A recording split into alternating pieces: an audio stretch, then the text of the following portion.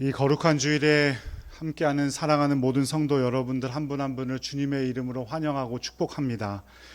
이 시간 주님의 말씀 앞에 우리의 마음을 활짝 열고 하나님의 뜻 가운데 은혜 받는 시간 되시기를 간절히 축복합니다. 오늘 본문은 감사의 삶이 단지 예의 범절의 문제가 아니라 믿음의 표현이고 신앙의 깊이를 드러내는 거울임을 보여주는 귀한 이야기입니다. 10명의 나병 환자가 모두 주님의 은혜로 고침을 받았지만 단 한 사람만 예수님께 돌아와 감사를 드렸습니다. 그리고 그 한 사람은 사마리아 사람이라고 했지요. 당시 유대인들에게 사마리아인이란 민족의 반역자였고 하나님의 율법에 완전히 저버린 사람들이었습니다. 북왕국 이스라엘이 아수르에게 망한 뒤 아수르가 편 정책은 바로 이주 정책이었습니다. 그래서 이스라엘에 살고 있던 북왕국 이스라엘 지역에 살고 있던 사람의 절반을 자신들이 점령한 다른 나라와 다른 민족 지역과 절반을 바꿔서 이사해서 살게 했어요. 그런데 이스라엘 백성들은 다른 백성들과 다른 민족들과 결혼을 하게 되어 있나요? 안 하게 되어 있나요? 안 하게 되어 있죠. 그래서 처음에는 잘 지켰을 거예요. 그런데 시간이 지남에 따라 이방인들과도 아마 결혼을 하고 살 수밖에는 없었을 겁니다. 남왕국 유다는 이에 반해서 아수르가 아니라 바벨론에게 망하게 되죠. 근데 바벨론이 편 정책은 뭐였냐면 젊은 사람들, 똑똑한 지식층들, 그들을 중심으로 포로로 자기 나라로 잡아가는 정책을 썼어요. 그러니까 아수르와 바벨론은 좀 다른 정책을 썼죠. 그렇게 70년 동안 포로로 잡혀가 있다가 예루살렘으로 이 남왕국 유다 사람이 돌아와 보니까 북왕국 이스라엘의 수도였던 사마리아에 살고 있는 사람들은 포로로 잡혀가지도 않았으면서 어떻게 해요? 이방인과 결혼을 하면서 살아가고 있더라 이 말이에요. 그러니까 자기는 포로로 잡혀가서 고생하다 왔는데 자기들은 포로로 잡혀가지도 않았으면서 이방인들과 결혼해서 살고 율법을 저버렸다. 율법을 지키지 않은 사람들, 이 사마리아 사람들아, 이 개만도 못한 사람들 이렇게 여겼던 거죠. 하지만 오늘 말씀에 보면 사마리아 사람인 그 나병 환자, 한센병 환자가 예수님의 은혜로 나음을 입게 되자 돌아와 예수님께 감사하였습니다. 감사에는 혈통도 없고 자격도 없다는 것을 보여주죠. 우리는 분명히 스스로에게 물어야 합니다. 나는 9명 중에 1명인가? 아니면 감사한 바로 그 한 사람이 나인가? 이것이 중요한 것인데 당시 유대 사람들은 사마리아 사람이냐 아니냐 그것만 따졌던 거죠. 자신들도 분명히 아수르에게 망했다면 이방인들과 결혼할 수밖에 없는 처지가 되었을 텐데 그것은 감사할 줄 모르고 유대인이냐 사마리아인이냐 별로 중요하지 않은 것만 따지고 있었던 겁니다. 그것을 따지는 것, 그것이 그들은 믿음이 좋은 것이라고 착각하고 살아가고 있었겠죠. 그런 마음을 가지고 나병을 고침을 받았던 사람들도 예수님께 감사하지 않았습니다. 하지만 오늘 본문은 이렇게 말하고 있어요. 11절 말씀을 함께 읽어볼까요? 예수께서 예루살렘으로 가실 때에 사마리아와 갈릴리 사이로 지나가시다가, 이 본문에 있는 가실 때에 지나가시다가 라는 단어를 보면 그저 길 가는 대로 가셨다는 의미가 아니란 것을 우리는 알 수가 있어요. 원문을 봐야 알겠죠, 물론. 어떤 의도를 가지고 그곳을 찾아가셨다라는 것입니다. 즉 예수님께서는 그 길로 찾아가서 누구를 만나셨어요? 나병 환자, 그 한센병 환자들을 만나 주셨고 그들을 통해서 분명히 큰 가르침을 주시고자 작정하셨다는 거예요. 즉 예수님께서는 하나님의 은혜가 당연한 것이 아니고 하나님의 은혜에 감사할 줄 아는 사람이 되어야 한다고 그 가르침을 주고자 하셨던 것이라는 거죠. 우리는 대가 없이 주님의 은혜를 누리다가 보니까 내가 하나님의 복을 누리고 은혜를 누리는 것이 당연하다고 여기고 살아갈 때가 너무나 많습니다. 제가 목사 안수를 받고 처음 담임 목회를 나갔던 곳이 강원도 영월이라는 곳의 사목리라는 곳이었습니다. 얼마나 의지가 넘치고 열정이 넘쳤겠습니까? 그죠? 그때 나이가 몇 살인지도 기억이 잘 안 나네. 농촌이었어요. 고추 농사, 감자 농사를 많이 짓던 곳이었는데, 그래서 제가 다른 건 다 몰라도 감자랑 고추는 구별할 줄 알거든요. 이게 심겨져 있는 거 보면 이게 감자인지 고추인지는 알아요. 농번기에 캔커피도 사고 바카스도 사고, 우리 교인들 9가정, 그 마을이 한 30여 호가 됐는데 그 30가정, 또 여름이 돼서 래프팅하고 펜션 사업이 활발할 때가 되면 한 50가정, 그런 마을이었어요. 그러니까 9가정 성도들 밭에 쫓아다니면서 캔커피도 갖다 주고 바카스도 갖다 주고 또 옆집도 갖다 주고 이장님 때도 갖다 주고 저기도 갖다 주고 저기도 갖다 주고 해봤자 하루 이틀이지 할 일이 없어요. 도대체 할 일이 없는 거예요. 또 농번기에는 새벽 기도를 몇 시에 하냐면 3시 40분에 했어요. 새벽 3시 40분. 4시가 되면 밝아오잖아요. 그러면 밭에 일하러 나가셔야 돼. 그리고 낮에는 거기가 동강 래프팅이 유명한 곳이었거든요. 그래서 그 농번기에 래프팅 차들이 너무 많이 다녀서 경운기를 갖고 다니기가 너무 불편하고 위험해요. 이 어르신들이. 그래서 새벽 3시 40분에 일어나 새벽 기도를 하고 아주 열심히 혼신을 다해 기도해도 6시예요. 그러면 그때부터 할 일이 없어요. 그래서 제가 생각해낸 것이 무엇이었냐면 그 동네에 버스가 하루에 5번 들어왔거든요. 동네의 발 역할이라도 해야겠다. 어르신들을 모시고 읍내에 나가실 때 내가 운전을 해서 다녀야겠다. 교인들을 통해서 광고하기도 하고 버스를 기다리시던 동네 어르신들에게 타시라고 해서 20분 걸려야 나가는 읍내까지 모셔다 드리고, 또 급한 일 생기면 읍내에 나가셔서라도 꼭 기도하시라고 핸드폰 그 명함을 만들어서 나눠드리고, 그런데 어느 날 이장님이 찾아오셨어요. 그 차량 운행 하지 말라는 거예요. 그래서 내가 뭘 잘못했나, 교회에서 그런 일을 하니까 불편하셨나 여쭤보니까 하루에 5번밖에 안 들어오는 버스지만 동네 사람들이 그거를 이용하지 않으면 그거 있는 거마저 없어진다는 거예요. 그러니까 하지 말래요, 나보고. 그냥 버스 타고 다니라고 하래요. 열심히 무언가를 하고 싶은데 열심히 할 수 있는 게 없던 시절, 마음만 먹으면 전교인 신방이 다 끝나버리던 시절, 교회 앞에 작은 마당이 있었는데 마당이 얼마나 깨끗했는지 몰라요. 할 일이 잡초 뽑는 것밖에 없어. 어쩌면 할 일이 너무 많다는 것은, 그런 불평은 가장 행복한 불평일지 모릅니다. 자신이 해야 할 일이 있고, 교회에서 감당해야 할 일이 있고, 가정에서 해야 할 일이 있다는 것은 너무나 감사한 일이지 당연한 일이 아님을 꼭 기억하시기 바랍니다. 교회에 오면 이것도 하라 하고 저것도 하라 하고 해야 할 일도 많고, 목사님은 또 뭐 또 하지 말라고도 하고, 예배 나오라고 잔소리만 하고, 그렇게 여기지 마세요. 잔소리 듣고 해야 할 일이 있다고 말씀을 듣는 게 큰 행복임을 믿으시기 바랍니다.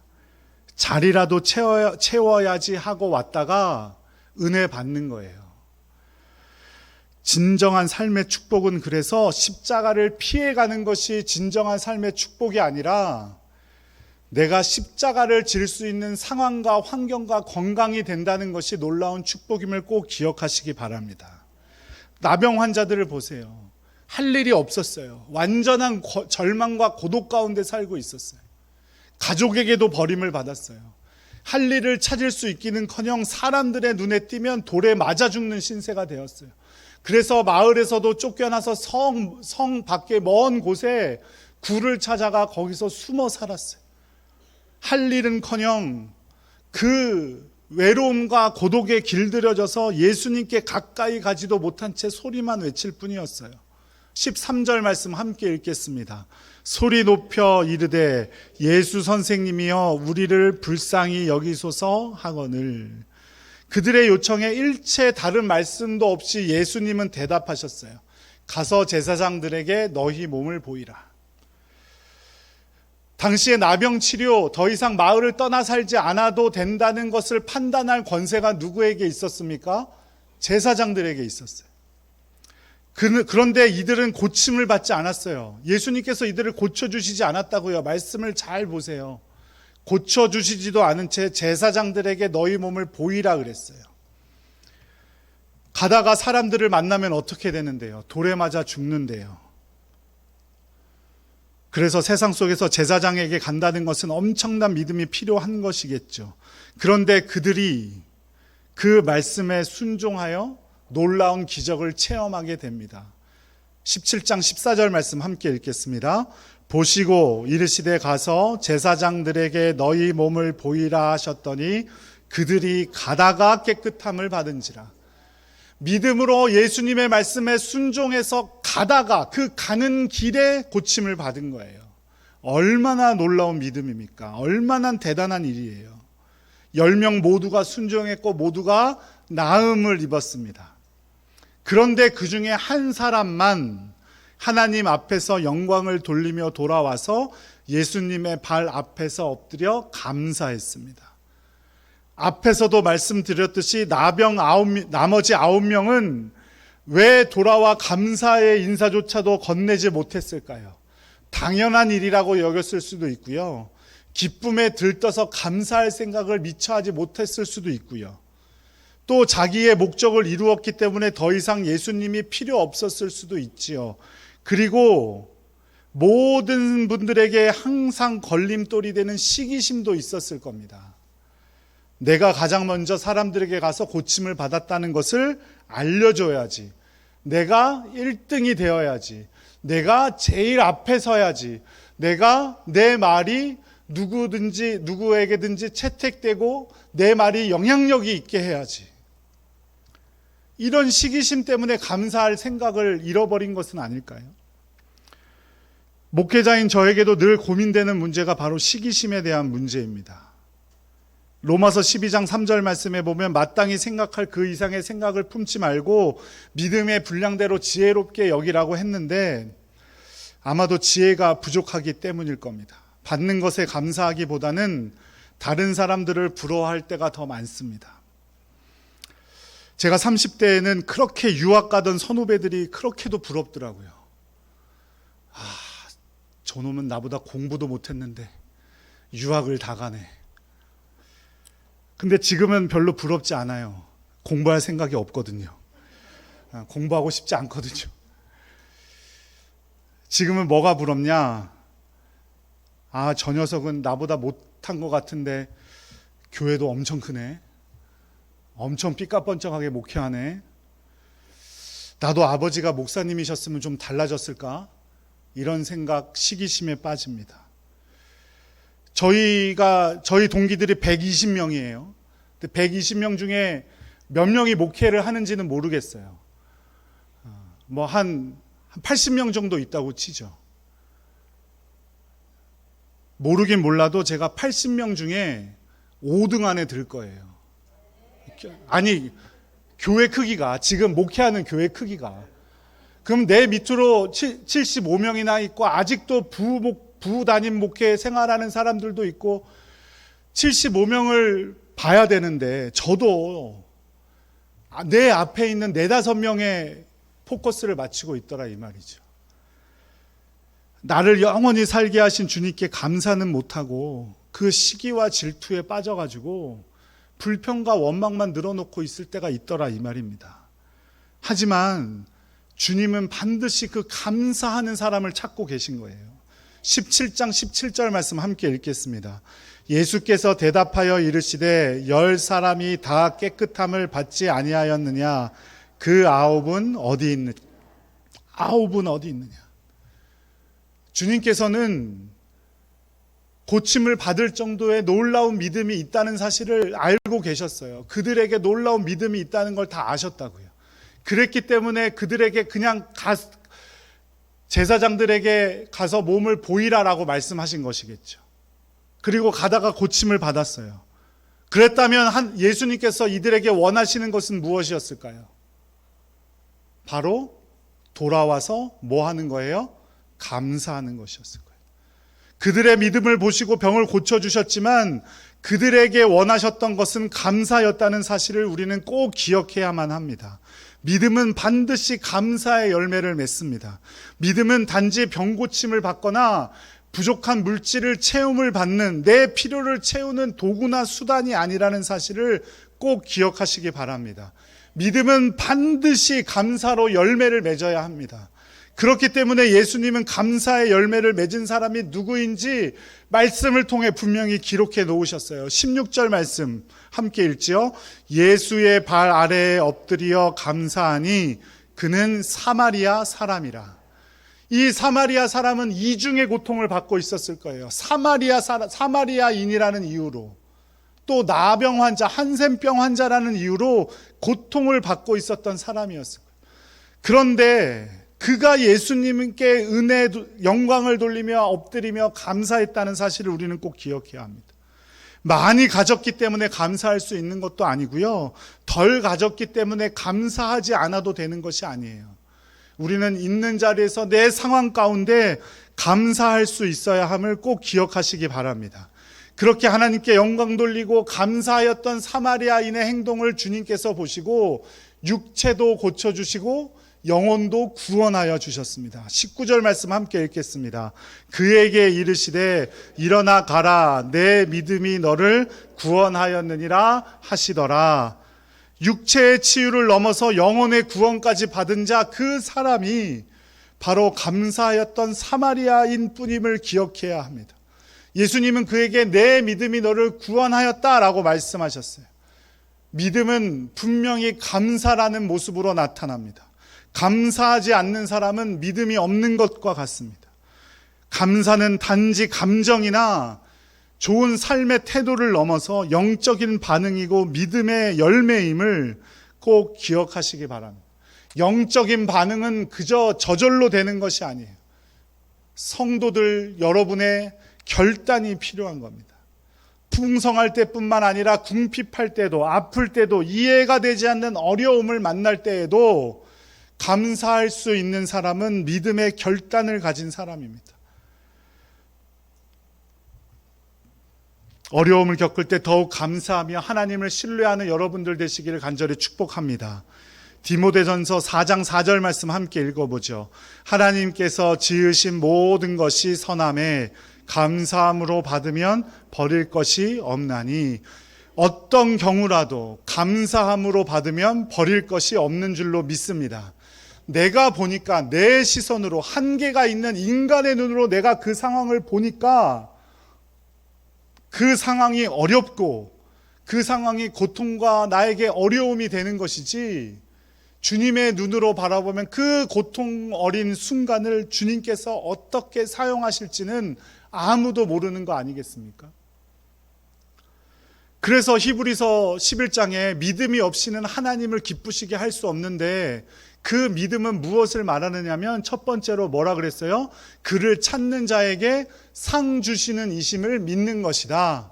우리가 믿음이 없이는 하나님을 기쁘시게 할 수가 없는데, 그 믿음이란 무엇이냐? 철저히 무엇을 믿는 것이냐?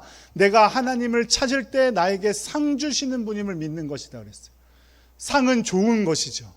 나에게 어려움이라, 지금 당장은 어려움이라 할지라도 그것이 나에게 상이고 나에게 좋은 것임을 고백하는 여러분들 되시기를 간절히 축복합니다.